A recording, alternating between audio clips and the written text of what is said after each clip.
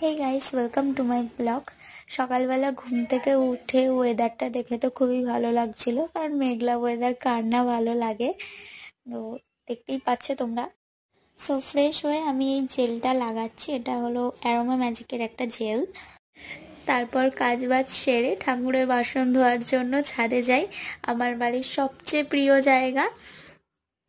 আর আজকের ওয়েদারটার জন্য তো খুবই খুশি হয়ে গেছিলাম, যার জন্য ছাদে আরও ভালো লাগছিল। তারপর ছাদের কিছু সুন্দর সুন্দর গাছ, মানে আমাদের লেবু গাছ, তারপর কিছু কিছু ফুলের গাছ আছে যেগুলো খুবই সুন্দর লাগছিল দেখতে।